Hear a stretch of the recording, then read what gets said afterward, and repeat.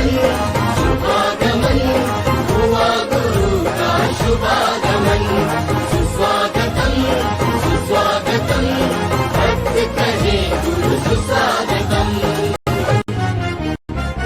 बड़े भाग्य से बड़े पुण्य से मिला गुरु का चातुर्मास। बड़े भाग्य से बड़े पुण्य से मिला गुरु का चातुर्मास। वर्षा योग में धर्म की वर्षा रचेगी एक स्वर। शांतिनाथ भगवान की, भगवान के समो शरण की, परम पूज्य आचार्य गुरु और विराग सागर जी महामुनि राज की, परम पूज्य आचार्य गुरु और विशुद्ध सागर जी महामुनि राज की, परम पूज्य उपाध्याय परमेश्वरी विभंजन सागर जी महामुनि राज की, परम पूज्य श्रमण मुनि श्री विश्वगेय सागर जी महामुनि राज की, मुनि संघ की। धर्म सभा प्रारंभ हो उसके पूर्व मैं मंगलाचरण के आमंत्रित कर रहा हूँ श्रीमती स्वीटी जी जैन को, वो आए और मंगलाचरण से आज की धर्म सभा का शुभारंभ करें। ओम नमो अरिहंताणं, ओम नमो श्री सिद्धाणं, ओम नमो आयर्याणं, ओम नमो उपजायाणं,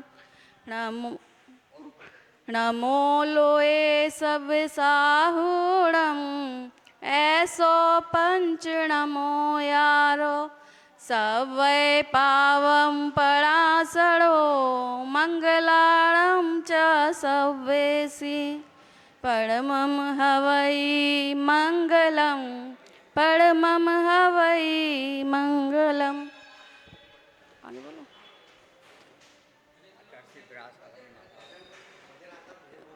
लगी लगन ले लो अपनी शरण पारस प्यारा, मैटो जी संकट हमारा।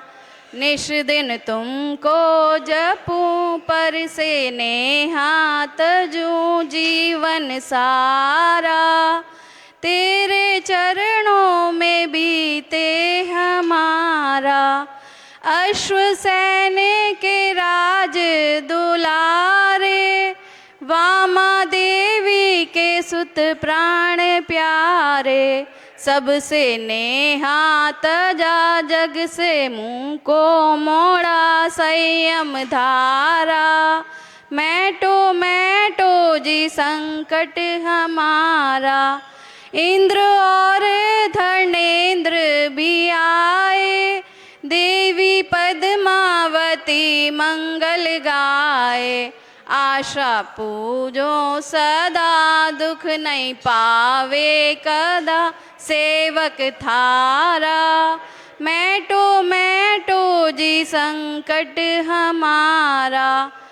जग के दुख की तो परवाह नहीं है, स्वर्ग सुख की भी चाह नहीं है। मैटो जामन मरण होवे ऐसा यतन, सेवक प्यारा। मैटो जी संकट हमारा।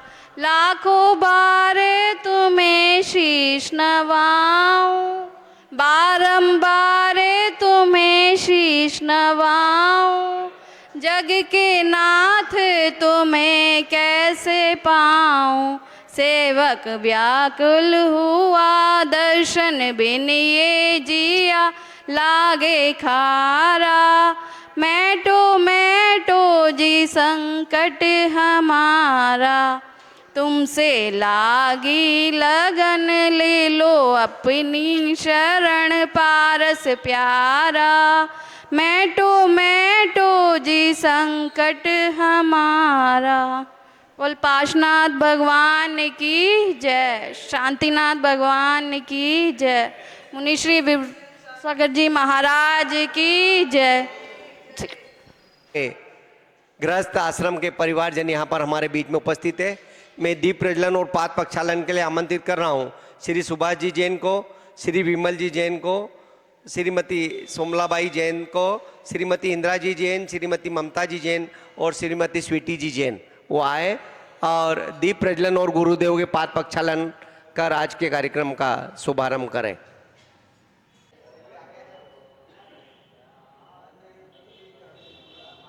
विदीपिकम सकल लोक सुखाकर मोजलम तिमिर्जाल हरम प्रकिरम सदा किलधरामि सुमंगलकम मुदा।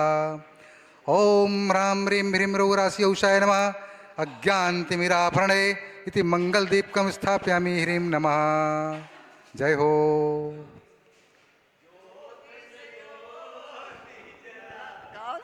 चलो ज्ञान की गंगा बहाते चलो, ज्योति से ज्योति जलाते चलो। ज्ञान गुरुर्साक्षात् परब्रह्म तस्मै श्री गुरुवे नमः। तस्मै श्री गुरुवे नमः। तस्मै श्री गुरुवे नमः। अनंजन सलाकिया गुरुवर तेरे चरणों की मुझे धूल जो मिल जाए। उत्तम नित्यं ध्यायन्ति योगिनः कामदं मोक्षदं चैव ओंकाराय नमो नमः।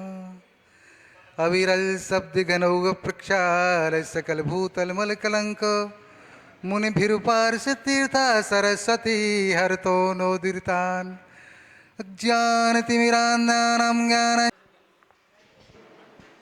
विश्व के सागर जी महाराज महामुनिराज विराजमान है। उनके चरणों में सत सत नमन वंदन करते हुए आग्रह है कि अपनी अमृत वाणी से हमें लाभान्वित करें। अरिहंताणं नमो श्री सिद्धाणं नमो आयर्याणं नमो वज्रायाणं नमो लोहे शब्दसावळं।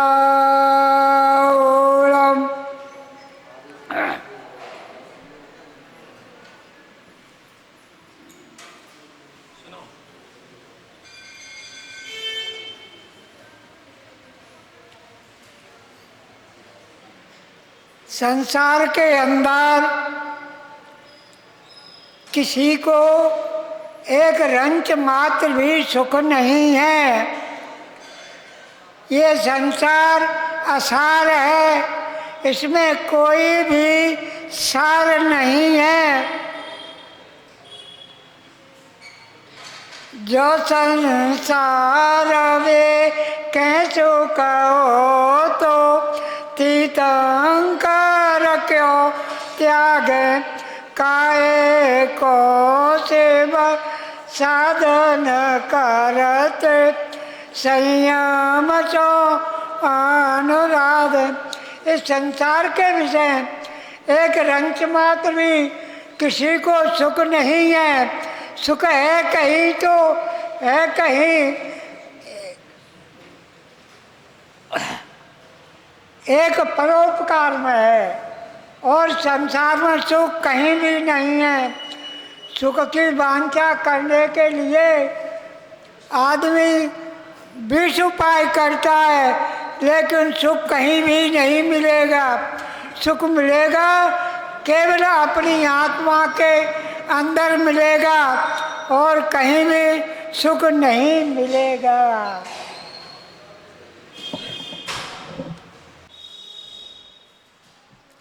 ओम नमो अरिहंताणं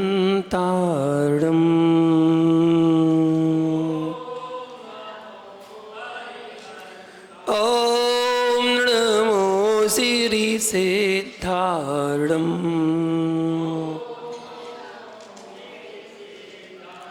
ओम नमो आयर्याणं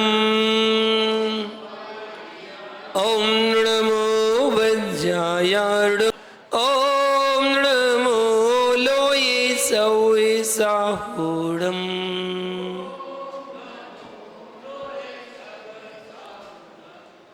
इडमिदोड़े वड्डेमाणं परमपाढं जिडं दिशोधेड बोध्यामीरयण सारं सायारिणयारिधं मीडम्।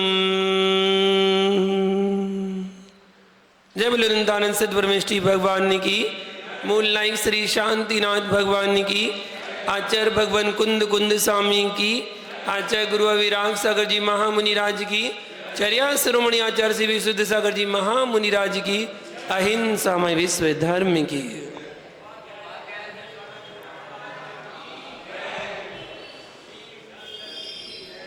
महानुभाव, रहनसार ग्रंथ की वाचना चल रही है और कल हमने जाना था कि फल कौन प्राप्त करता है। उसके लिए कल जाना कि सुपात्रों को दान देने वाला ज्ञानी फल को पाता है।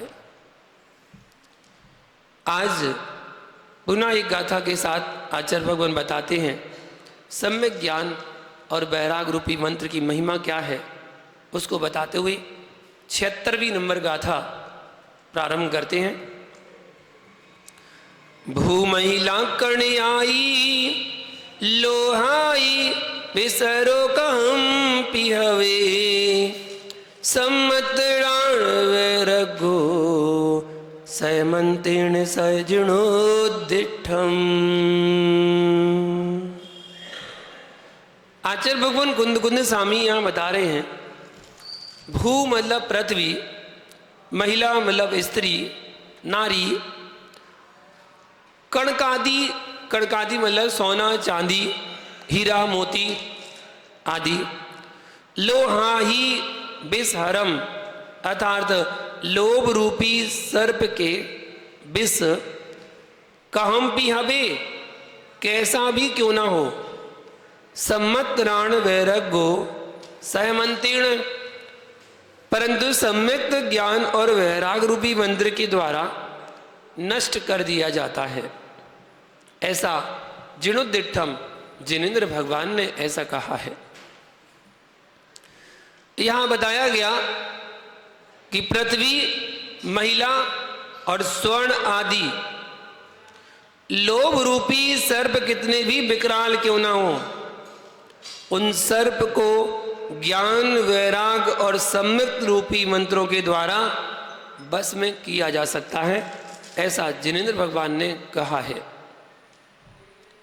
देखिए इस गाथा में आचार्य भगवान कुंद कुंद स्वामी ने 4 कसायों में से सिर्फ एक कसाय का प्रतिपादन किया है, लोभ कसाय। क्रोध मान माया को छोड़ दिया, लोभ कसाय का प्रतिपादन किया, 3 कसायों का उल्लेख नहीं किया। इसमें 4 कसायों में लोभ कसाय गाथा में उल्लेख किया गया नाम सहित।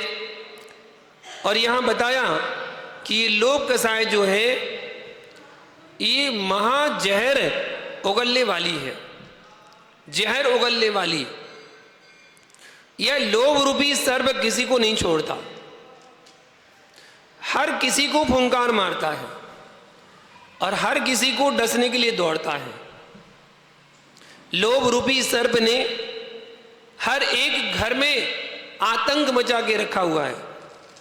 इसी लोभ के कारण से हर एक प्राणी परेशान है। किसी को धन का लोभ है तो किसी को मकान का लोभ है, किसी को दुकान का लोभ है तो किसी को सोने चांदी का लोभ है। और सत्य है जिसने अपने दिल रूपी बिल में लोभ रूपी सर्प को पाल रखा है, किसमें? दिल रूपी बिल में लोभ रूपी सर्प को पाल रखा है, वह कभी भी सुखी नहीं हो सकता है, वह कभी सुख को प्राप्त नहीं कर सकता है। और ये लोभ कसाय आप देखिए 10वें गुणस्थान के अंत तक रहती है, सूक्ष्म लोभ। सारी कसाएं समाप्त होती जाती हैं लेकिन सूक्ष्म लोभ 10वें गुणस्थान तक बनी रहती है। लोभी आदमी सदा परेशान रहता है, हमेशा दुखी रहता है। इसलिए कहा जाता है लोभी और धोबी में ज्यादा अंतर नहीं होता है, लोभी और धोबी में ज्यादा अंतर नहीं होता है। लोभी जोड़ जोड़ के परेशान है और धोबी धो धो के परेशान है। लोभी जोड़ जोड़ के परेशान है और धोबी धो धो के परेशान है। परंतु ये शाश्वत सत्य है कि परेशान दोनों हैं, सुखी कोई नहीं है। लोभी आदमी ना खाता है और ना खाने देता है, ना स्वयं खाएगा ना खाने देता है। ये लोभ रूपी सर्प जब प्राणी के फुंकार मारता है तब यह प्राणी धर्म रूपी भावों के प्रति दान रूपी परिणामों में मूर्छित हो जाता है। फिर उसके भाव नहीं होते कि मैं दान करूं। जिसको लोभ रूपी सर्प ने डस लिया है वो व्यक्ति दान करने की भावना नहीं रखता कि मैं दान कर दूं, मैं पूजा पाठ कर लूं, मैं किसी को कुछ दे दूं। किसी को खाना खिलाने के तो भाव नहीं होते कि खाना खिला दूं। और जब यह संसारी प्राणी लोभ रूपी सर्प के फुंकार से मूर्छित हो जाता है तब यह शुभ परिणामों को छोड़ देता है और शुभ भावों का त्याग हो जाने के बाद यह परिग्रह रूपी ग्रह में ग्रसित हो जाता है। और जो परिग्रह रूपी ग्रह में ग्रसित हो जाता है फिर उसे सपना भी धन का ही आता है। सपना देखता है ना तो धन का ही आता है। दिन रात उसे पैसा नजर आता है, पैसा पैसा पैसा नजर आता है। चांद में पैसा दिखता है, सूरज में पैसा दिखता है, भगवान में पैसा दिखता है, हर व्यक्ति में उसे पैसा दिखता है। फिर क्या लोभी व्यक्ति नमोकार मंत्र को भूल करके पैसे की जाप करने लगता है, पैसा पैसा पैसा। फिर प्रभु को नहीं मनी को याद करता है। मनी प्रभु को याद नहीं करता, मनी को याद करता है। लोभी आदमी जोड़ता है, खर्च नहीं करता। खर्च करने वाला प्राणी उसे जहर जैसा लगता है। अगर परिवार में पत्नी अगर कोई साड़ी ले आए ना तो उस पर हाथ धो के पीछा पड़ गया है, इतना तो चिल्लाएगा, इतना तो लड़ेगा उससे। खर्च करने वाला उसे शत्रु नजर आता है। सबसे बड़ा कष्टदायी है जिसने उसके पैसे खर्च कर दिए। अगर खाने में कुछ अच्छा महंगा वाला कुछ ले आए ना सामान तो परेशान।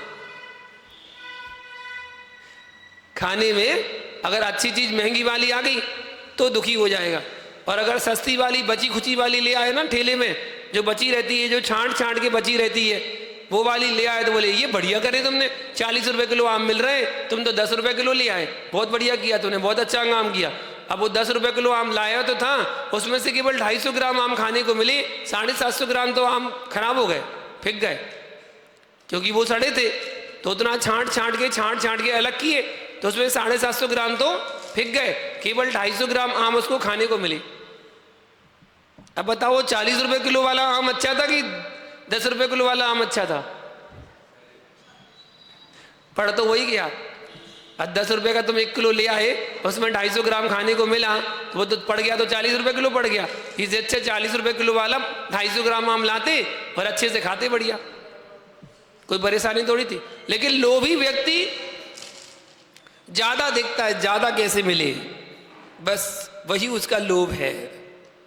लोभी व्यक्ति ना खाने देता है और ना खाता है। लोभी आदमी को अपने माता पिता पत्नी पुत्र पुत्री प्रिय नहीं लगते हैं, उन्हें भी वह कष्टदायी समझता है। सब खर्च कराने वाले हैं ना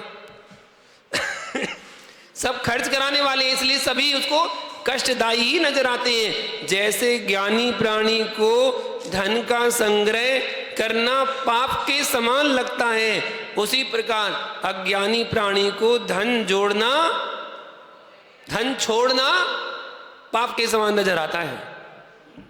वो ज्ञानी धन जोड़ता नहीं है और अज्ञानी धन छोड़ता नहीं है।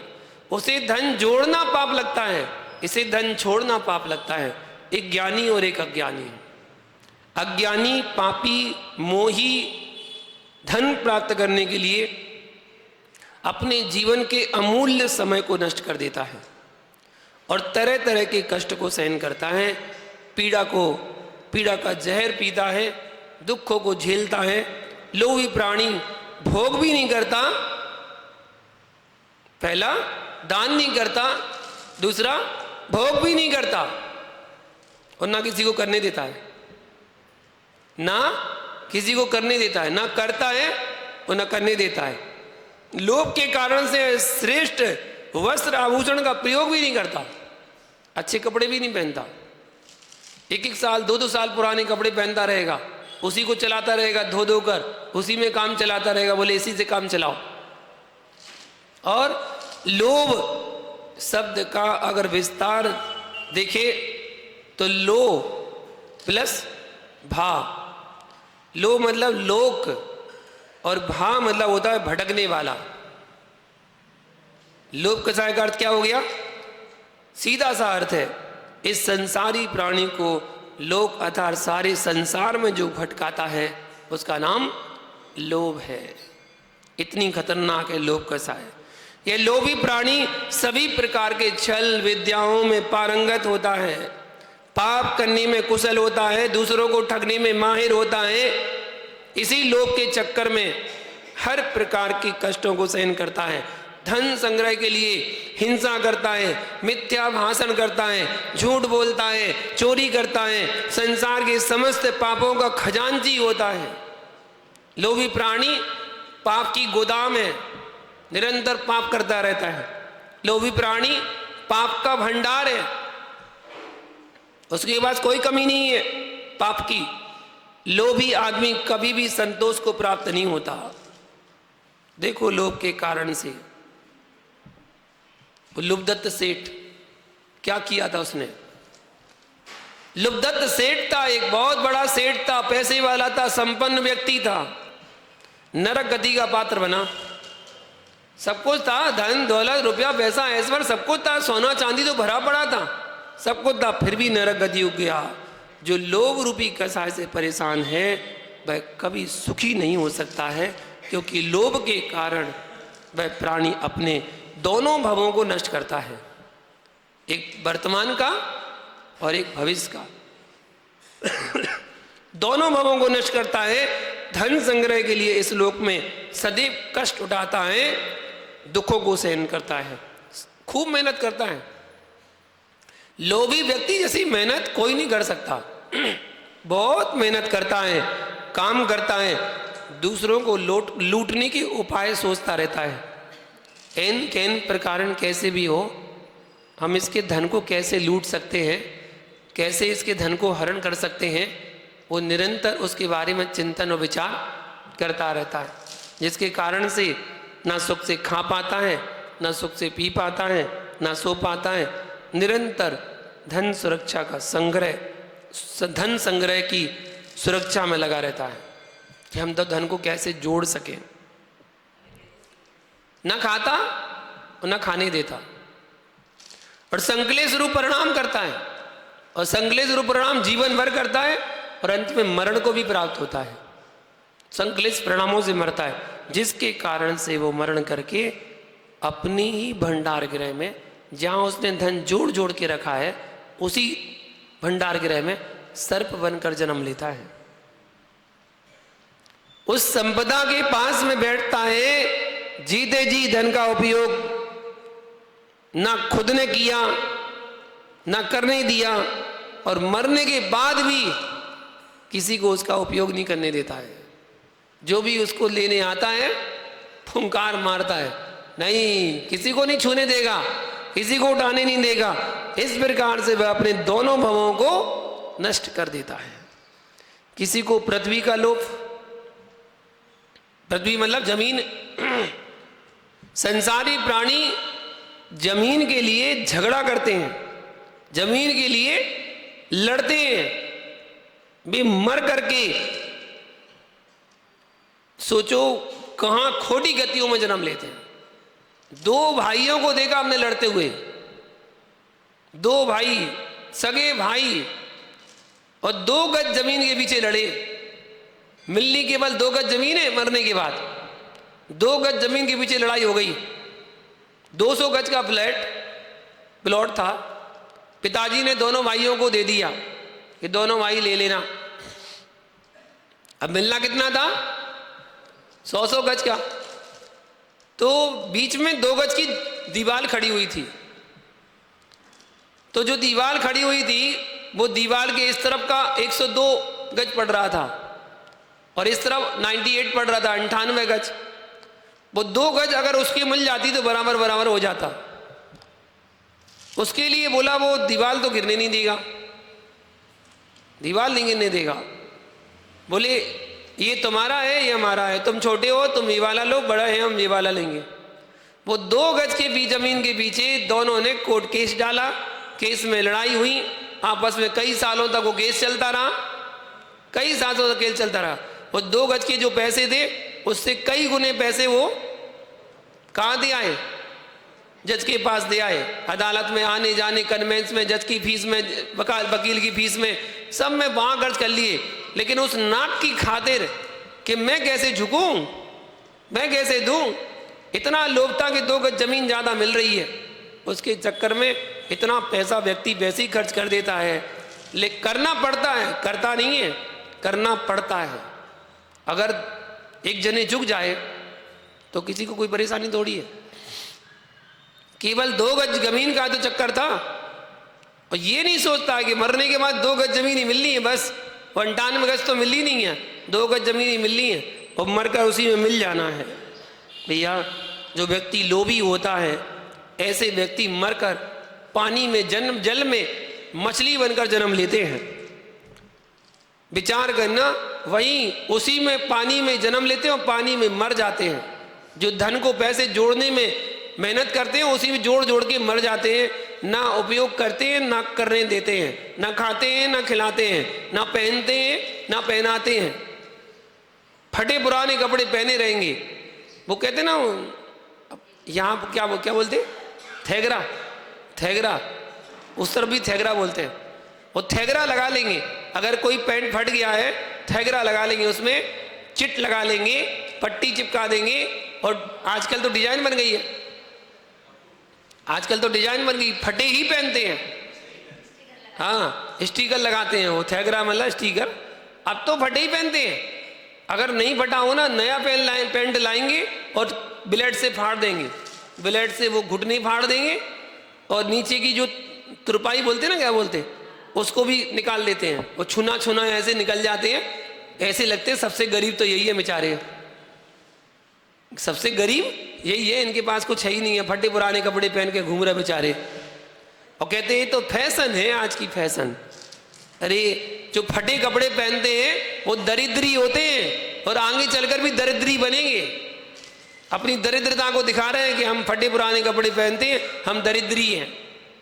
अपनी दरिद्रता को मत दिखाओ, अच्छे बढ़िया शालीनता वाले कपड़ों को पहनना चाहिए, जो शालीनता नजर आए, ऐसे कपड़े पहनो। कल्चर बदल गया ना, महिलाएं पुरुष का काम करती हैं, पुरुष महिलाओं का काम करती हैं। पुरुष लोग की हर चीज क्रियाएं महिला जैसी होने लगी। पुरुष लोग बड़े बड़े बाल करने लगे, बड़े बड़े बाल जो महिलाओं के होते थे वो पुरुष करने लगे। अब पुरुष लोग बाली पहनने लगे, पहले एक कान में पहनते थे, अब दोनों में पहनने लगे। बस नाक नहीं छिदवाई, अभी नाक और छिदवा लेंगे तो बिल्कुल वैसे ही लगेंगे। तो कान तो छिदवा ही लिए, नाक भी छिदवा सकते हैं। और जैसे बच्चे सलवार सूट पहनते हैं तो वैसे ड्रेस पहनने लगे, कपड़े भी वैसे ही पहनने लगे, नई नई स्टाइल के कपड़े, तो सब कुछ करने लगे। धीरे धीरे भैया कड़ा पहनने लगे, वहाँ पायल तो नहीं पहनते, करधनी तो पहनते हैं। करधनी तो राजा महाराजा के शौक में आता है, वो तो पहनते थे। तो पहले जैसे चलता था वो आज वर्तमान में ऐसा कल्चर अपनाने लगे। तो शास्त्र कहता है कि जैसी इस क्रियाएं करोगे वैसे ही आगे वेशभूषा बनेगी और वैसे ही पर्याय में जन्म लोगे। अगर स्त्री पुरुष बनने की इच्छा रखे तो चलो समझ में आता है, अब पुरुष स्त्री बनने की इच्छा कर रहा है तो क्या करेगा। स्त्री पर्याय का तो छेदन करने के बारे में बताया जाता है, भैया छेदन करो और पुरुष पर्याय को धारण करो जिससे आप मोक्ष को प्राप्त कर सकते हो। पुरुष से स्त्री बनने की भावना कभी मत करना, ना उनकी चाल ढाल चलन कपड़े पहनावा उन जैसा बिल्कुल नहीं करना, वरना उन जैसा आचरण भी होने लगेगा। महिलाओं जैसा आचरण करोगे, जैसा वो करते ना स्वभाव वैसे ही तुम करने लगोगे, उनका स्वभाव वैसा आपका स्वभाव बन जाएगा। आचार्य भगवान कहते हैं, हे आत्मन विचार करो, तेरा यह शरीर जो है 3.5 हाथ का है, केवल 3.5 हाथ का, और तू 3.5 एकड़ की पृथ्वी लेकर के भी क्या करेगा? इतनी सारी भूमि का तू क्या करेगा? जो धूल भूमि में दिखाई दे रही है उसी धूल का तेरा यह शरीर बना हुआ है। और यह भी सत्य है कि एक दिन सब शरीर मिट्टी में हो जाएगा और मिट्टी में मिल जाएगा। तेरा शरीर ही मिट्टी बन जाएगा और मिट्टी में मिल जाएगा। इसलिए तू पृथ्वी का लोभ छोड़ो, जमीन का लोभ छोड़ो, किसी को स्त्री का लोभ। भोगी आदमी की दृष्टि सदा नारी पर रहती है और सदा उसे भोग की दृष्टि से देखता है। भोग का उपयोग सदा भोग में ही करता है। भोगी व्यक्ति का उपयोग सदा भोग में ही रहता है। स्त्री की चाहना करता है, हो सके तो 80 धारा व्रत को धारण करके जीवन जियो, और यदि ना हो सके, संभव नहीं हो, तो न्याय पूर्वक स्वदार संतोष व्रत को धारण करना चाहिए। स्वदार संतोष व्रत को धारण करो। पर स्त्री से दूर रहो, पर स्त्री में से परांग मुख नहीं, परांग मुख रहो, दूर रहो उनसे। क्योंकि पर स्त्री के कारण से ही रावण ने अपना पतन किया, पर स्त्री कारण से ही रावण नरक गति को प्राप्त हुआ, पर स्त्री के साथ कुशील सेवन करने के कारण ही कोतवाल दुर्गति को पात्र बना। ऐसे बहुत से उदाहरण कहानियां भरे पड़े हैं आगम में। पर स्त्री का सेवन करने से कितने कष्ट और कितने दुखों को भोगना पड़ा। वैश्यागमन के कारण, वैश्या के साथ भोग करने के कारण चारुदत्त दुर्गति का पात्र बना। इसलिए आचार्य भगवान इन तीनों को बस में करने का सरल उपाय बताते हैं, वो है सम्यक्त्व। तीनों को सरल उपाय बस में करने का, एक तो भोग, लोभ, कसाय, स्त्री, सबको बस में करने के लिए बता रहे हैं। सबका उपाय यदि कोई है तो केवल सम्यक्त है। सम्यक्त ज्ञान और वैराग्य के द्वारा इस पर आप विजय प्राप्त कर सकते हैं। सम्यक्त ज्ञान और वैराग्य, लोभ रूपी सर्प को वश करने के लिए और रोग रूपी लोभ को नष्ट करने के लिए औसत के समान है सम्यक्त्व। सम्यक्त को प्राप्त करो और जिस क्षण में सम्यक्त प्राप्त हो जाएगा उसी क्षण में सम्यक ज्ञान हो जाएगा। दर्शन हुआ तुरंत सम्यक ज्ञान हो जाएगा। सम्यक दर्शन के द्वारा धर्म के प्रति श्रद्धान करो। ज्ञान के द्वारा संसार और संसार जन्य पदार्थों को जानो और वैराग्य के द्वारा संसार और संसार के पदार्थों से विरक्त हो जाओ। इस प्रकार विचार करो, यह पृथ्वी किसी की नहीं हुई। जब भरत बाहुबली का युद्ध हुआ और दोनों युद्ध में 3 युद्ध हुए और तीनों युद्ध में बाहुबली ने भरत को पराजित कर दिया। जब पराजित कर दिया तो बाहुबली से अति क्रुद्ध हो गए भरत चक्रवर्ती। उन्होंने अपने भाई के ऊपर चक्र चला दिया। भाई के ऊपर, सगे भाई के ऊपर चक्र चला दिया। क्या हुआ? चक्र ने अपनी मर्यादा नहीं छोड़ी। एक भाई ने अपनी मर्यादा छोड़ दी, लेकिन एक अचेतन चक्र ने अपनी मर्यादा नहीं छोड़ी। चक्र की मर्यादा थी कि अपने परिवारजन पर नहीं चलता, इसलिए चक्र उनकी परिक्रमा लगा के वापिस आ गया।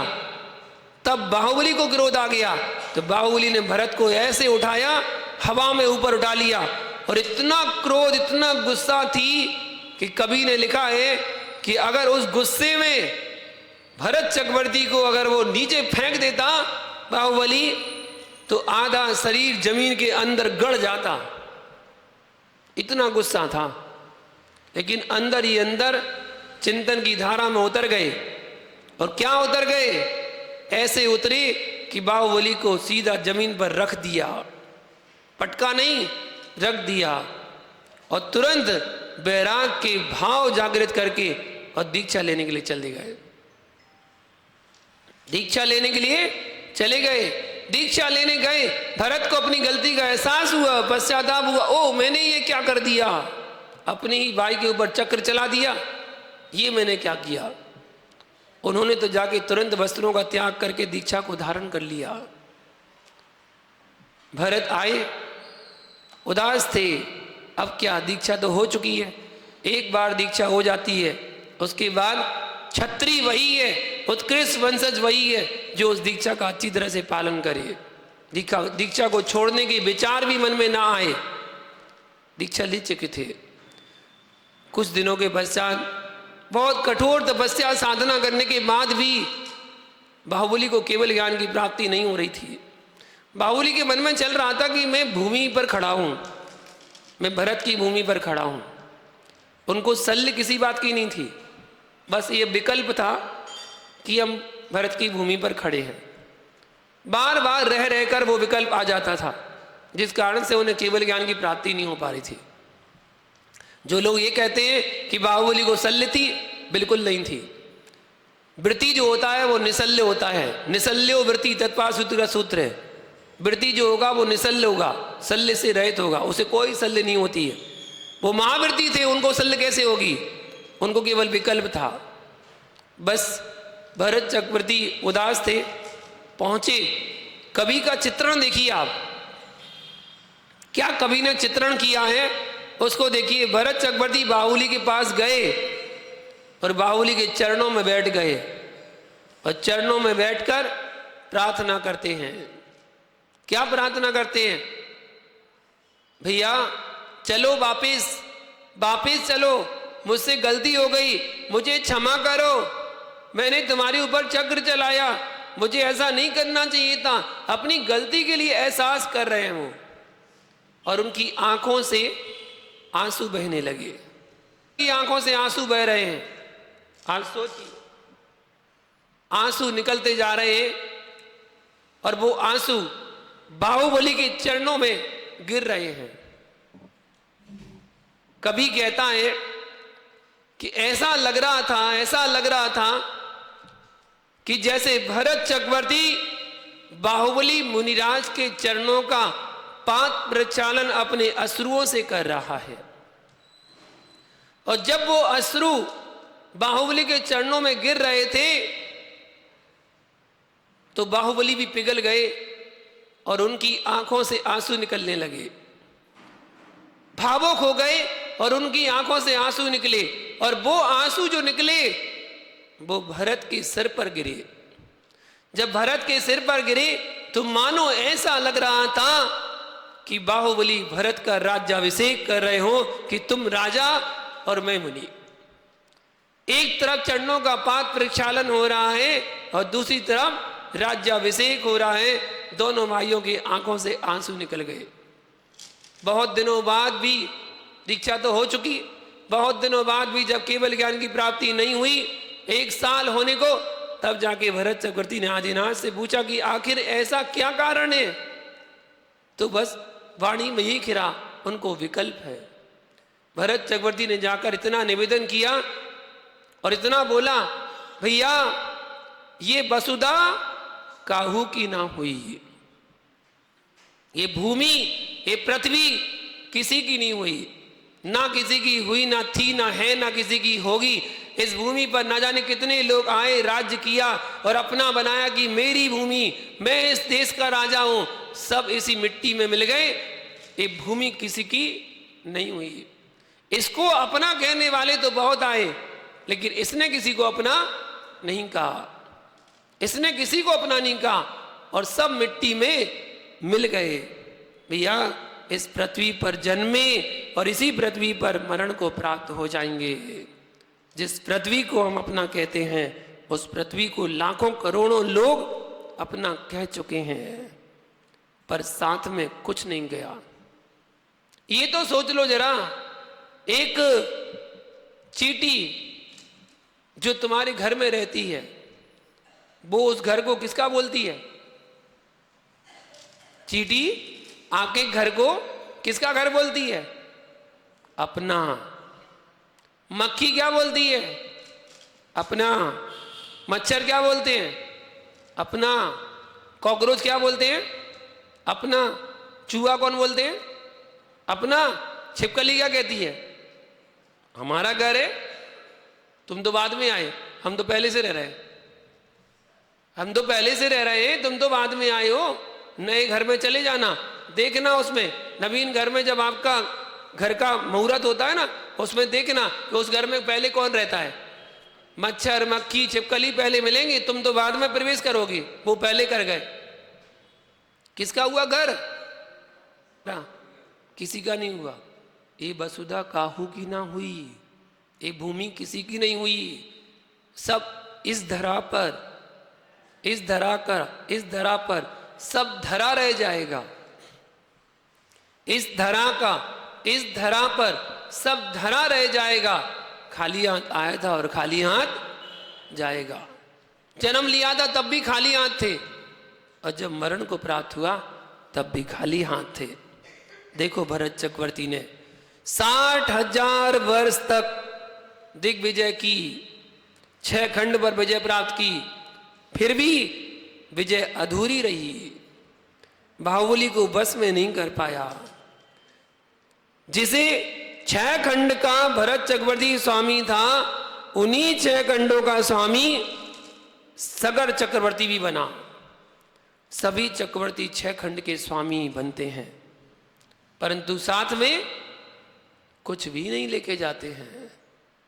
चक्रवर्ती तो बना, लेकिन साथ में कुछ नहीं ले जा सका, सब यही रह जाता है। इस प्रकार विचार करो, कितने चक्रवर्ती हो गए और कितने अर्ध चक्रवर्ती हो गए। अर्ध चक्रवर्ती 3 खंड का स्वामी होता है। सभी इस पृथ्वी पर राज्य करते हैं और राज्य कर कर छोड़कर चले जाते हैं। इसी प्रकार से कितनी स्त्रियों को प्राप्त किया, कितनी स्त्रियों के साथ माँ का व्यवहार किया, कितनी स्त्रियों के साथ बहन का संबंध हुआ और कितनी स्त्रियों के साथ पत्नी का संबंध हुआ, इसकी कोई आपके पास गणना नहीं है, कोई संख्या नहीं है। अनंत भवों में कितनों को माँ बनाया, कितनों को बहन बनाया, कितनों को पत्नी बनाया, इसकी कोई गिनती नहीं है। तरह तरह के भोग भोगने के बाद भी हमारा मन संतुष्ट प्राप्त नहीं हुआ, संतोष को प्राप्त नहीं हुआ। ऐसा यह संसार है। नारी संसार की खान है, मोक्ष मार्ग पर बैरियल के समान है। बैरियल लगा देती है मोक्ष मार्ग पर, रोकने के लिए, दूसरों को मोहित करने में चतुर है। इसलिए इन भोग वासनाओं को जीतने का उपाय यदि कोई है तो वो वैराग्य है। संसार से मुक्त होने का तरीका है वैराग्य। इन तीनों मंत्रों के लिए सदा धारण करो, इन तीनों औषधियों का सदा सेवन करो। इसी में हमारी आत्मा का कल्याण है। विचार करो, सोचो, समझो और सम्यक पथ पर चल करके अपनी मानव जीवन को सार्थक करो। देखिए, दीक्षा ले रहे हैं, दीक्षा लेते समय आचार्य भगवान कहते हैं, मुनि दीक्षा ग्रहण करने के पूर्व क्या आवश्यक है, जरूरी है। अगर दीक्षा के भाव आपके हो रहे हैं कि मैं भी इस संसार शरीर भोगों से विरक्त होकर, भोग विलासिता की जिंदगी से हटकर, संसार से हटकर मुझे भी वैराग हो गया है और मैं भी मोक्ष जाना चाहता हूँ, मैं मोक्ष मार्ग में आगे बढ़ना चाहता हूँ, मुनि बनना चाहता हूँ, तो मुनि बनने के पहले आचार्य भगवान कुंद कुंद स्वामी कहते हैं 10 प्रकार के मुंडन कर लेना।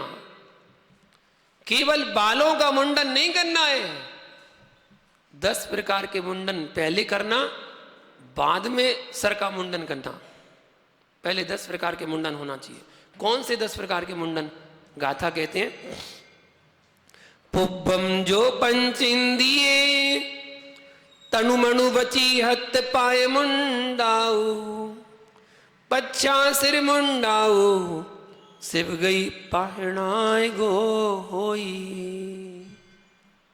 आचार्य भगवान कहते हैं, जो मतलब जो साधक, पुब्बम मतलब पहले, पंचेंद्रिय मतलब 5 इंद्रिय, स्पर्श रसना घ्राण चक्षु कर्ण, तनु मणु बची हत पाय। तनु मतलब शरीर, मणु मतलब मन, बची मतलब वचन, हत मतलब हाथ और पाय मतलब पांव, हाथ और पांव। जो मुंडाओ, मुंडा मतलब मूड़ता है, पच्छा, उसके पश्चात सिर मुंडाओ, मतलब सिर के बालों का केसलोंज करता है अथवा मुंडन करता है। करोती मतलब करता है। वह साधक शिव गई पहनाएगो होई, शिव गए मतलब मोक्ष मार्ग का नायक होता है। वो मोक्ष मार्ग का नायक होता है जो पहले 10 प्रकार के मुंडन को करता है। 5 इंद्रिय, मन वचन काय, हाथ और पांव, ये 10 मुंडन करना है। उसके बाद केसलोंज करिएगा। आचार्य भगवान यहाँ पर भव्य जीवों को भव्य और दिव्य उपदेश दे रहे हैं और सत्य संयम का मार्ग बतला रहे हैं। सिर्फ सिर के मुंडन करने से आत्मा का हित नहीं होता, सिर मुंडन से आत्मा का प्रयोजन सिद्ध नहीं होता, क्योंकि इस जगत में देखा जाता है नाई से कोई 8 दिन में, कोई 15 दिन में, कोई 1 माह में, कोई 2 माह में अपनी अनुकूलता के अनुसार बालों को कैंची से, उस तरह से, छुरे से, आजकल तो मशीनों से हो गया, मशीन से कटवाता है और कभी कभी तो खुद नाई बन जाता है, खुद नाई बन जाता है और अपनी दाढ़ी अपने हाथ से काटता है, अपने बालों को खुद अपने हाथ से काटता है। नाई का काम भी अपना खुद कर लेता है। 10 रुपये बच जाएंगे। वैसे 10 रुपये जमाना चला गया, अब तो 100 रुपये का होने लगा। 100 रुपये का हो जाता है। पहले तो 10 रुपये लगते होंगे, 5 रुपये लगते थे, 50 रुपये नहीं, हमारे समय में तो 5-10 रुपये भी काम हो जाता था। आपका समय इतना पुराना थोड़ी है, आप इतने नए थोड़ी हो। हम तो 25 साल पहले की बात बता रहे हैं। 25-30 साल पहले 5 रुपये में बाल कट जाते थे, है ना। और दादाजी लोगों से पूछो तो 1 रुपये में कट जाते होंगे कि 50 पैसे में कट जाते थे। अध्यक्ष जी की नहीं कट पा रहे हमारे भैया। नाई के पास जाकर बाल कटवाते हैं, बनवाते हैं, परंतु सन्यासी अपने हाथों से उन बालों को उखाड़ करके फेंक देते हैं, अर्थात केसलोंज कर लेते हैं। परंतु यहां पर आचार्य भगवान कुंदकुंज स्वामी बतला रहे हैं कि सिर्फ सिर मुंडा लेने से कोई शिव पद का नायक नहीं बन जाता, केसलोंज कर लेने से कोई मोक्ष मार्ग का नेता नहीं बन जाता, क्योंकि केसलोंज कोई मोक्ष मार्ग का प्रमाण पत्र नहीं है, कोई परमट नहीं है। केसलोंज तो एक श्रावक भी कर सकता है, परंतु केसलोंज से पूर्व 5 इंद्रियों पर विजय प्राप्त करना अनिवार्य है। शरीर, मन, वचन, हाथ और पांव, इनको बस में करना बहुत जरूरी है। ये मुंडा मतलब बस में करना। जो 5 इंद्रिय और तन मन आदि को अपने बस में कर लेता है, उसे केसलोंज करना सरल हो जाता है, क्योंकि 5 इंद्रियों को जीत लेने से वैराग्य भाव परिपक्व हो जाता है। और जब वैराग्य भाव परिपक्व हो जाता है, तब शरीर से जो मोह भाव या ममत्व रूप परिणाम होता है, वह क्षीण हो जाता है। आप देखो मुनिराज जब केसलोंज करते हैं तो ऐसे बैठ जाते हैं, अपनी आत्मा में ध्यान कर लेने बैठ जाते हैं। और आपका कोई बाल खींचे तो आप चिल्लाने लगते हैं। थोड़े से अगर बाल, वैसे पुरुष लोग तो कम खींचते हैं बाल, महिलाएं ज़्यादा खींचती हैं। जब लड़ाई होती है ना, तो हाथ पैर तो चला नहीं पाती हैं, सबसे पहले बाल पकड़ती हैं, बाल पकड़ के झंकोर देंगी, बाल पकड़ के और खींचेंगी, ऐसी काम करती हैं। क्या करें। तो बाल, जिसको केसलोंज, जिसको 5 इंद्रिय बस में हो गई, जिसका शरीर, मन, वचन, हाथ पैर बस में हो गए, उस व्यक्ति को केसलोंज करना बहुत सरल हो जाता है। ममत्व रूप परिणाम, मोह भाव, ममत्व रूप परिणाम शरीर के प्रति जो होते हैं, वो सब क्षीण हो जाते हैं।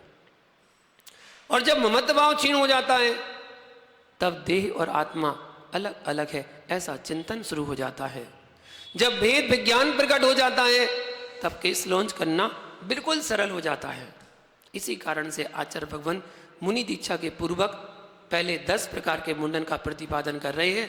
5 प्रकार के इंद्रियों को वश में करना, उन पर विजय प्राप्त करना, 5 प्रकार के इंद्रियों इस प्रकार से कैसे बस करना? स्पर्शन रसना घ्राण चक्षु कर्ण, इनमें सर्वप्रथम स्पर्शन इंद्री, इससे विरक्त रूप भाव, विरक्त रूप भावों के द्वारा काम वासनाओं को जीतो, सर्दी गर्मी को सहन करो, और शरीर जन्य जो व्याधियां हैं उन व्याधियों को होने पर समता रूप परिणामों से सहन करो।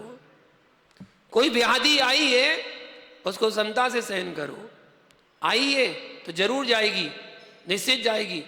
असाता का उदय आया है, अपना फल देकर जाएगा, साता में परिवर्तित हो जाएगा। किसी के सुंदर रूप को देख करके उसको भोग की दृष्टि से मत देखो, उसके सुंदर शरीर को स्पर्शन इंद्री के द्वारा स्पर्श करने की इच्छा मत करो। इस स्पर्शन इंद्री के 8 विषय होते हैं, हल्का भारी कड़ा नरम रूखा चिकना ठंडा गरम, और मिश्रा मिश्र के भेद से और भी भेद बन जाते हैं। स्पर्शन इंद्री अनेक आकार वाली होती है। इसके विषय भूत पदार्थों में इष्ट अनिष्ट रूप जो परिणाम है उनमें माध्यस्थ भाव रखना, उनसे विरक्त रूप परिणाम रखना स्पर्शन इंद्री जय, अर्थात स्पर्श इंद्री का मुंडन कहलाता है। गर्मी में व्यक्ति ठंडा महसूस करना चाहता है, ठंड में गर्मी महसूस करना चाहता है।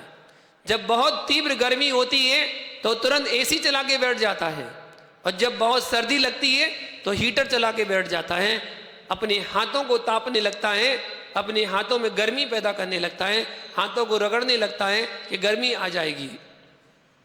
स्पर्श इंद्री को वश में करना सोचो, हर स्थिति में हर परिस्थिति में समता भाव रूप परिणाम करना सीखो, यही स्पर्श इंद्री का मुंडन कहलाता है। दूसरा रसना इंद्री का मुंडन है, जो स्वादिष्ट पदार्थों की इच्छा करता है, सदा रसीले पदार्थों को जीभ लपलपाती है, स्वादिष्ट व्यंजनों की तरह दौड़ती है, उनकी तरफ भागती है, और तरह तरह के स्वादिष्ट पदार्थों का सेवन करने के बाद भी तृप्त नहीं होती है। सरस मिलने पर संतुष्ट होती है और नीरस मिलने पर कष्ट देती है।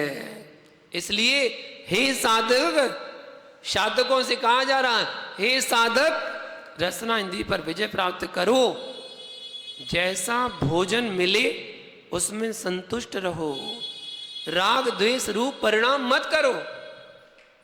ये कब से प्रारंभ करना है? जब आप इस मार्ग में आगे बढ़ने के विचार करें, जब आप व्रत लेने वाले हैं, आप ब्रह्मचारी बनने वाले हैं, जब आप क्षुल्लक बनने वाले हैं, उसके पहले से ही ये 10 प्रकार के मुंडन करना प्रारंभ कर देना, तब जाके मुनि के मुंडन करना, केश लॉन्च करना, मुनि बनना। क्योंकि मुनि दीक्षा बहुत बड़ी दीक्षा है, परमेष्टि पद है। एलक चुल्लक चुल्लिकारी का कोई परमेष्टि नहीं होते हैं, मुनि परमेष्टि हैं, और परमेष्टि हमारे यहाँ भगवान कहे जाते हैं। पंच परमेष्टि भगवान की जय सब बोलते हैं, वो भी भगवान है, जिनको भगवान की उपमा दी जा रही है। भगवान बनने के बाद नमक खाने के लोलोपी मत बन जाना, भगवान बनने के बाद मीठा खाने की इच्छा मत कर लेना कि दूध में मीठा नहीं है, मीठा डाल दो। नहीं, भगवान है आप, भगवान किसी से मांगता नहीं है। दाल सब्जी में नमक नहीं है, हाथ हिला के नमक खिला रहा हूं, नमक दे दो, इशारा कर रहा है नमक नमक चलाओ, नमक दो। नहीं, भगवान बन गए आप। भगवान बनने के बाद मांगा नहीं जाता है।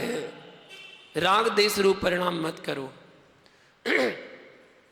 कहीं 6 प्रकार का रस मिल रहा है आपको, 6 प्रकार का रस, दूध दही घी तेल मीठा नमक, 6 प्रकार के रस से युक्त भोजन मिल रहा है। 5 प्रकार के भी रस किसी किसी ने बताए हैं, खट्टा मीठा चटपटा कसायला कड़वा। इन रसों के प्रति आसक्ति नहीं होना, इन रसों के प्रति राग देश रूप परिणाम मत करो, इन रसों के मिलने ना मिलने पर संकल्प विकल्प रूप परिणाम मत करो। किसी को चटपटा अच्छा लगता है, किसी को चटपटा अच्छा नहीं लगता है। चटपटा अच्छा जिसको नहीं लगता है, और यदि चटपटा भोजन उसको आ जाए, द्वेष रूप परिणाम करता है, और जिसको चटपटा अच्छा लगता है और चटपटा मिल जाए, राग रूप परिणाम करता है। तो न राग करना है न द्वेष करना है, समता भाव से उसका सेवन करना है। मिलने ना मिलने पर संकल्प विकल्प रूप परिणाम नहीं करना। इस इंद्रिय पर विजय प्राप्त करके मोक्ष मार्ग और आत्म साधना को प्रशस्त करना चाहिए। रसना इंद्रिय में ना रस, रसना इंद्रिय क्या कहती है? रस ना, रासा रस ना, रस ना, रसना इंद्रिय में रस ना, ना रस लो, रस नहीं है। इसलिए जानना, ये जानना रसना इंद्रिय का मुंडन कहलाता है, अपने जीवन में उतारना। तीसरी इंद्रिय घ्राण इंद्रिय, घ्राण इंद्रिय का मुंडन कैसे करेंगे? इस घ्राण इंद्रिय के दो विषय हैं, सुगंध और दुर्गंध। सुगंध को इष्ट मान करके बार बार उसकी इच्छा करना, राग पूर्वक उसके सेवन करना, सुगंधित वस्तुओं का संग्रह करना और उसमें आनंद मानना।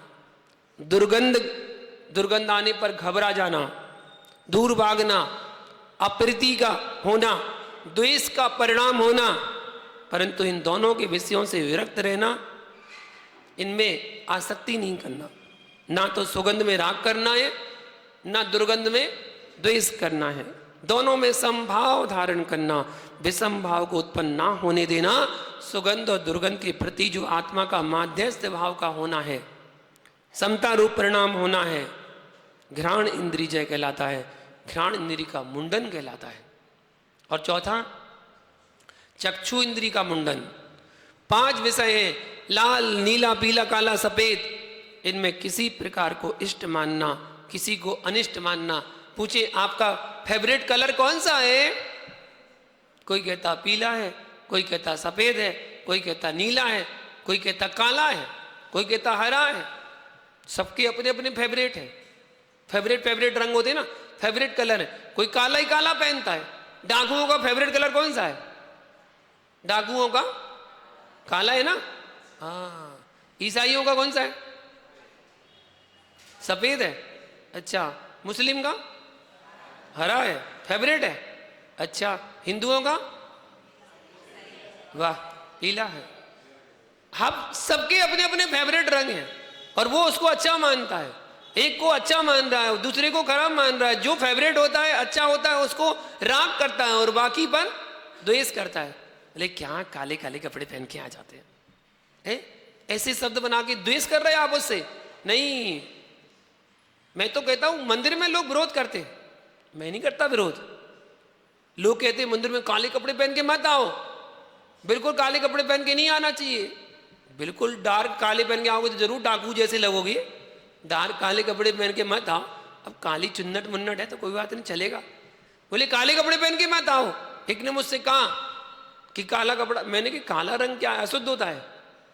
बोले हाँ काला रंग अशुद्ध होता है। हमने कि बाल कटवा दो पूरे, मुंडे हो जाओ, मुंडन करके आया करो। काला रंग के बाल लेके आ रहे तुम, अशुद्ध है, मत आओ, काला रंग खत्म करो उसको। अच्छा भैया, हमने बहुत सारी चीजें बोल दी। हमने एक काम करो, माइक वाले को अंदर नहीं आने दिया करो, माइक वाले को अंदर मत आने दिया करो, माइक काला है, माइक काला है। कैमरे वाले को बाहर भगा दो, क्यों कैमरा वाले का पूरा स्टैंड कैमरा सब काला है। ये साउंड लगे ना, ये साउंड सब काले हैं, यहां तक कि भगवान की प्रतिमा भी काली है। अब क्या करें, भगवान भी काले हैं, उनकी प्रतिमा को तो हम पूज रहे हैं, फिर काला रंग खराब कैसे हो गया? काला रंग खराब कैसे हो गया? साधुओं का कौन सा रंग है? काला ही तो है। साधु को पूजना बंद कर दो, साधुओं को बाहर कर दो, चलो काले रंग में हो आप। कोई वस्तु अच्छी बुरी नहीं होती है, हमारे परिणाम अच्छे बुरे होते हैं। अपनी सोच को बदलो बस। पुरानी रीति रिवाज है, पुराने सोच में मत जियो कि हमारे पुराने रीति रिवाज चले आ रहे हैं, ऐसा ही करना होता है। नहीं, समझो, कुछ बदलाव लाओ जिंदगी में। परिवर्तन संसार का नियम है, परिवर्तन लाना चाहिए, कुछ परिवर्तन होना चाहिए। चक्षु इंद्रिय के जो विषय हैं उन पर विजय प्राप्त करना, प्रीति अप्रीति रूप भाव नहीं होना। किसी को लाल वर्ण अच्छा है, किसी को सफेद वर्ण बहुत अच्छा है। इष्ट अनिष्ट परिणामों को सदा समता भाव से सहना, देखना, उनको अपने जीवन में उतारना चक्षु इंद्री जय कहलाती है। चक्षु इंद्री का मुंडन कहलाता है। कर्ण इंद्री का मुंडन, कर्ण इंद्री के 7 विषय हैं, षडज, ऋषभ, गांधार, मध्यम, पंचम, धैवत और निषाद। शॉर्ट फॉर्म में बोले तो सा रे गा मा पा धा नी। बस 8 नहीं करो, बस 7 ही है। सारे गा मा पा धा नी, 7 स्वर। इन 7 स्वर से ही संसार के सारे संगीत बनाए गए हैं। ये 7 प्रकार के स्वर, इनमें से किसी को इष्ट मानना, राग करना, और किसी को अनिष्ट मानना, द्वेष करना, इंद्रिय पोषक विषय है। किसी भी स्वर के प्रति राग और द्वेषक ना होने देना एक कर्ण इंद्री जय कहलाता है, अर्थात कर्ण इंद्री का मुंडन कहलाता है। अब आइए काय का मुंडन। काय का मुंडन, काय का मुंडन, शरीर का मुंडन। काय का मुंडन, शरीर का मुंडन। शरीर में होने वाली अशुभ क्रियाओं को रोक करके स्थिर करना, अच्छी तरह से बैठना, योग्य स्थान पर बैठना, देख करके बैठना, चलते समय देख करके चलना, सोते समय देख करके सोना, हाथ पैर फैलाते समय सावधानता रखना, विचार करना आपके द्वारा किसी जीवों की हिंसा ना हो जाए, और कामोद्दीपन होने पर शरीर पर कंट्रोल करना, कुचेष्टाओं को नहीं करना, सरलता से जानकर के क्रोध मान के कारण से होने वाली अशुभ क्रियाओं को रोक देना, बस इसी का नाम है काय मुंडन। अर्थात तन के प्रति ममत्व रूप परिणाम नहीं करना, सदा अपने तन को कहां लगाना, बस में करना और भगवान की भक्ति में लगाना। दोनों का उपयोग देखना, एक अच्छा भी और बुरा भी, राग वर्धक और कसाय वर्धक, दोनों को देखना। इसको बस में करना, शरीर के प्रति राग भाव का त्याग करके उसे सम्यक साधना में लगाना। उस शरीर से भोग भी भोगे जाते हैं तो उस शरीर से साधना भी की जाती है। भोग भोगने से कर्मों का आश्रय बंद होगा, खोटी गति दुर्गति में जाएंगे, तो कर्म साधना करने से अपनी आत्मा को परमात्मा बनाने के लिए तत्पर भी कर सकते हैं। राग भाव का त्याग, उसे सम्यक साधना में लगाना, शरीर के निमित्त से होने वाली सभी प्रकार की अशुभ क्रियाओं से शरीर को भावपूर्वक रोकना, यह कहलाता है काय का मुंडन करना। जब भी बाजार से निकलो और चाट पकौड़ी का ठेला मिल जाए तो देख करके अपने आप को रोक लेना, ये काय का मुंडन। ये मत करना कि जैसे ही ठेला देखा तो तुरंत पहुंच गया चाटने के लिए। चाट उसका नाम ही है चाट, चाट का ठेला, लचाट चाट। और चाटते भी लोग हैं, जैसे वो मीठी वाली चटनी दे देते ना और उंगली में रखी ले जाए तो उंगली ऐसे करते हैं, चाटते हैं, उसी का नाम इसलिए तो चाट पड़ गया। चाट चाट चाट कर खाते हैं, जो चाट चाट कर खाई जाए उसको कहते हैं चाट। तो पपड़ी पे चटनी लगा देते और फिर देखो चाट चाट के कैसे खाते हैं। भैया चाटो मत, और ठेले पे तो बिल्कुल मत चाटो। अगर चाटना है तो घर पे बना के चाट लेना, अच्छा लगेगा। शुद्ध खाओगे तो अच्छा होगा, कम से कम अशुद्ध से तो बचोगी। सम्यक साधना, अपने तन को रोकना, तन का मुंडन कहलाता है। अगला मुंडन मन का मुंडन। मन में होने वाले आर्थ ध्यान अशुभ परिणामों को रोक देना।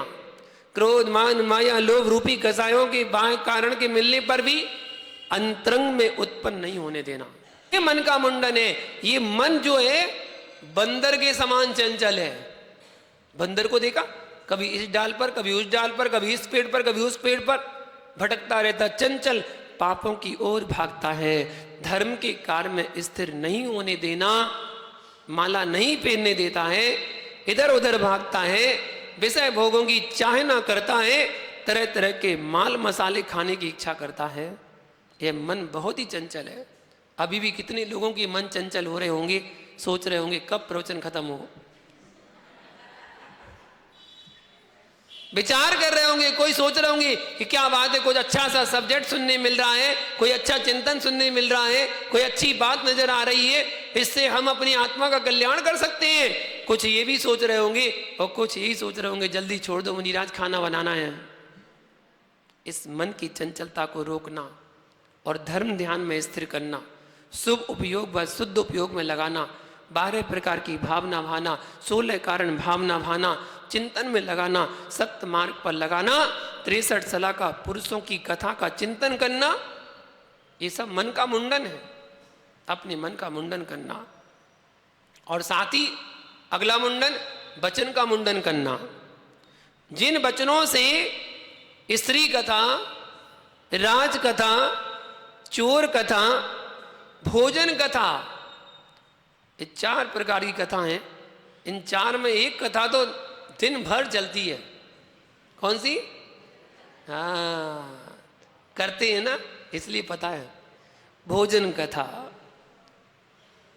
अनेक प्रकार के भंड कथा, श्रृंगार कथा की जाती, उन्हें रोक करके सत्पुरुषों की कथा करना चाहिए, उन्हें रोकना चाहिए और सत्पुरुषों की कथा करो। हित मित प्रिय वचन बोलना, आगम अनुसार वचन बोलना, ये कहलाता है वचन मुंडन।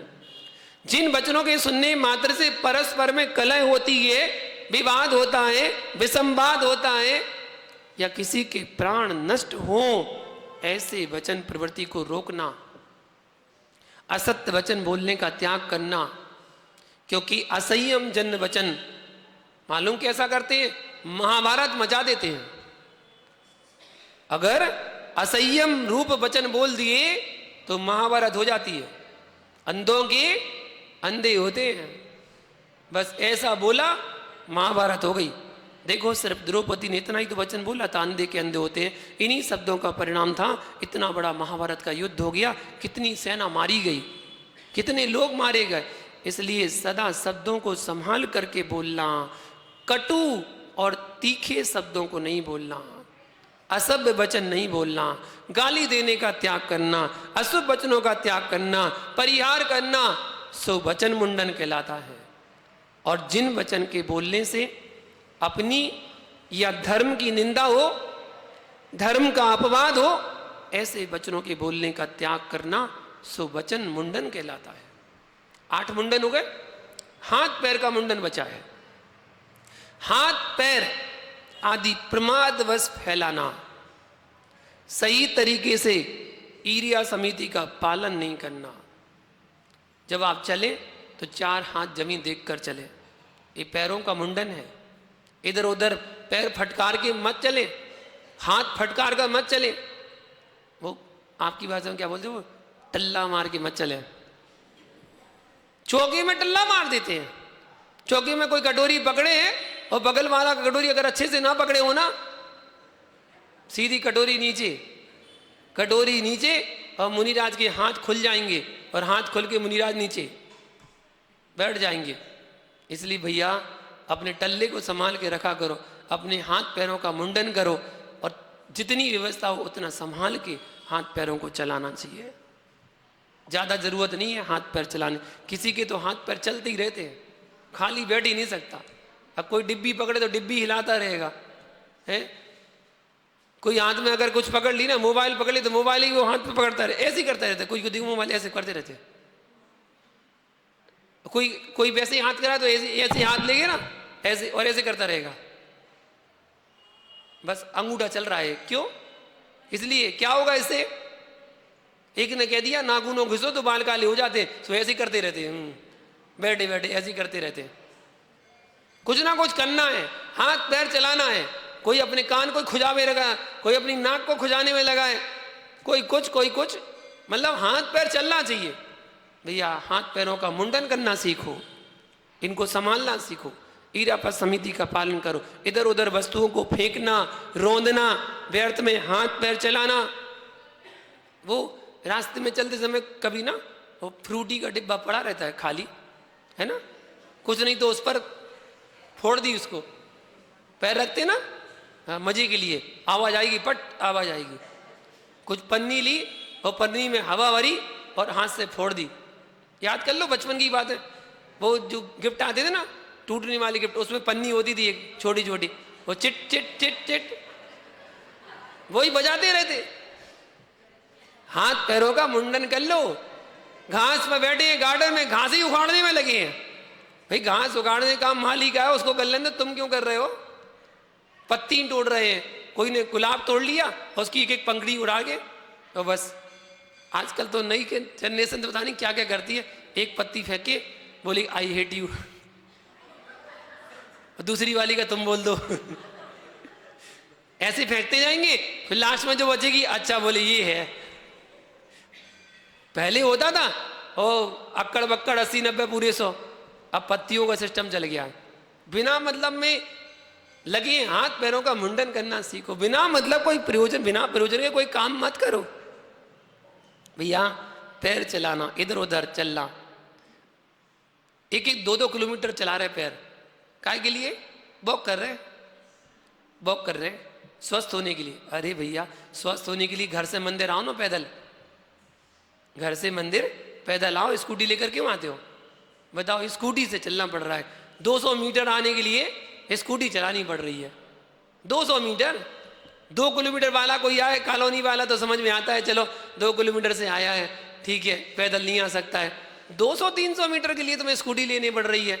ओ भैया नीचे देख के चलो, जमीन को देख कर चलो। व्यर्थ में हाथ पैर पटकना अशुभ आश्रव के कारण है। ये 10 प्रकार के मुंडन हैं, इनको रोकना। शुभ क्रियाओं में लगाना या हाथ पैर का मुंडन है। अच्छे काम में लगाओ, भगवान का अभिषेक करो, हाथों का उपयोग भगवान का अभिषेक करने में करो, पैरों का उपयोग तीर्थ वंदना में करो, आंखों का उपयोग भगवान को देखने में करो, दर्शन करने में, कानों का उपयोग भगवान के भजन सुनने में करो, प्रवचन सुनने में करो, मुख का उपयोग भगवान की स्तुति गाने में करो, भगवान के गुणगान गाने में करो, सबका सदुपयोग करो भैया। 9 प्रकार के मुंडन हो जाने के बाद, 10 प्रकार के मुंडन हो जाने के बाद सिर का मुंडन करो। कहीं 9 बोल दिए, कहीं 10 बोल दिए, हाथ पैर को कहीं 1 में गिन दिया, कहीं 2 में गिन दिया।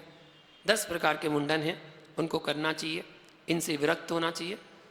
पुरुष के 5 इंद्रिय मन वचन काया हाथ पैर, इनको बस में करने के बाद फिर केशलोचन करें। यही केशलोचन करने की विधि है। केशलोचन करना ऐसे ही प्रारंभ मत कर देना, पहले 10 प्रकार के मुंडन करना सीख जाना, उसके बाद केशलोचन करना। उत्तम पुरुष मध्यम और जघन्य विधि को जानकर केशलोचन की क्रिया को करते हैं। 2 माह, 3 माह और 4 माह। 4 माह में जघन, 3 माह में मध्यम और 2 माह में उत्कृष्ट केशलोचन करते हैं भैया। साधक अपनी शक्ति के अनुसार तीनों विधि में से एक विधि का प्रयोग करता है और केशलोचन करता है। मुनिराज, आरिका माता जी और एलक जी केशलोचन का नियम है, केशलोचन ही करते हैं। छुल्लक छुल्लिका, इनको केशलोचन का कोई विधान नहीं है, केशलोचन कर भी सकते हैं और नहीं भी कर सकते हैं। जो श्रावक श्राविका छुल्लक छुल्लिका मुनि बनने की भाव रखता है कि हमें मुनि आरिका बनना है, उसको तो केशलोचन करना चाहिए। लेकिन जो मुनि बनने के भाव नहीं रख पा रहा है, उसको केशलोचन करने की आवश्यकता नहीं है। अब संघ परिपाटी परंपरा अलग है, वो संघी परंपरा है, वरना केशलोचन का विधान आगम में नहीं है कि केशलोचन करना ही होगा। छुल्लक छुल्लिका उस तरह से भी करवा सकते हैं, कैंची से भी कटवा सकते हैं। अभ्यास के लिए केशलोचन करें तो कर सकते हैं। दूसरी बात, ये आगम सिद्ध है, 2 माह से पहले केशलोचन करना और 4 माह के बाद में करना, दोनों में दोष है। 2 माह के पहले केशलोचन करना, 2 माह के पहले केशलोचन करना और 4 माह के बाद करना, दोनों आगम में विरुद्ध हैं।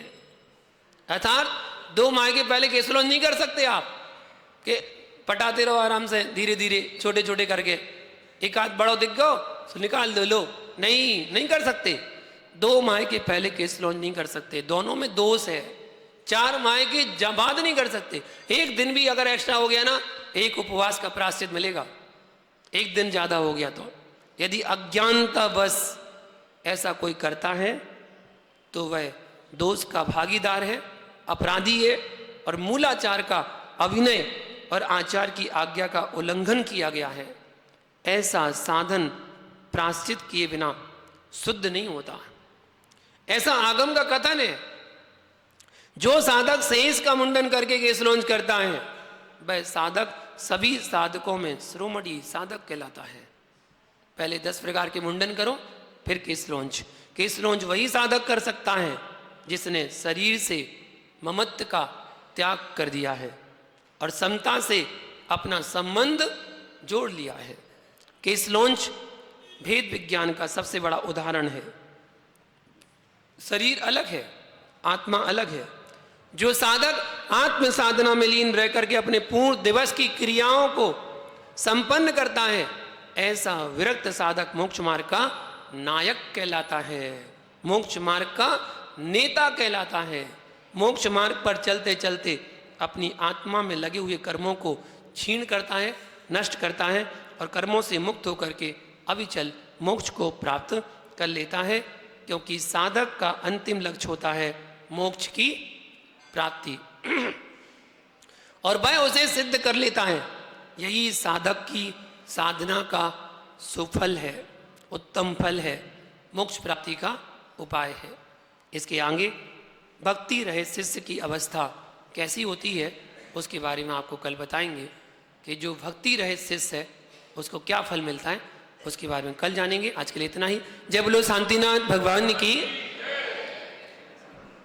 जावाणी क्या दे तो डो हे जिनवाणी भारती तो है जपो दिन रेन, जो तेरी शरणा गए सो पावे सुख चैन। देव भजो अरिहंत को गुरु सेवा निर्ग्रन, दया धर्म पालो सदा यही मोक्ष का पन। धर्म करत संसार सुख धर्म करत निर्वाण, धर्म पंच साधे बिना नर तिरयंचे समान। सभी लोग अपने स्थान पर बैठकर जिनवाणी को नमस्कार करें, 9 बार नमकार का छाप करें।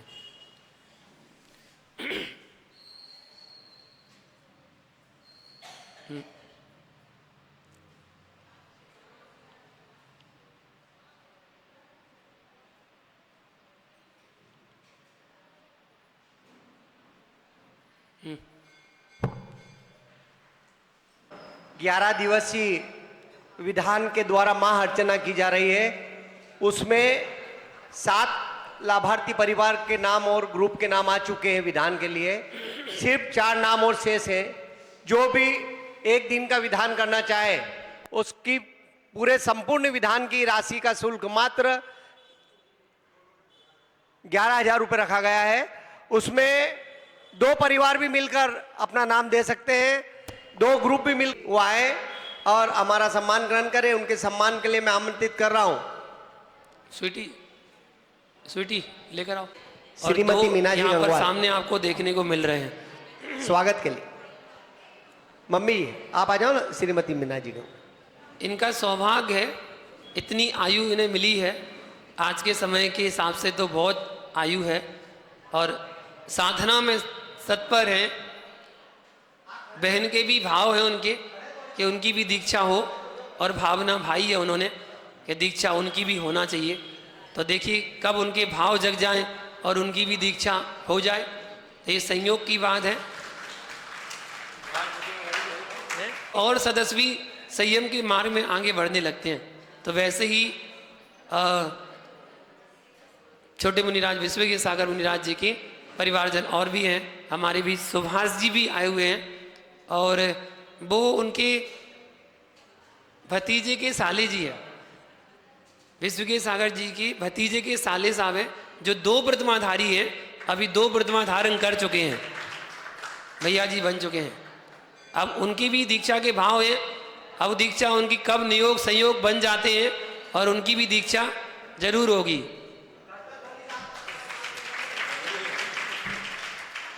अब ये निर्धारित नहीं हो पा रहा कहाँ होगी, लेकिन दीक्षा जरूर होगी, पक्का होगी।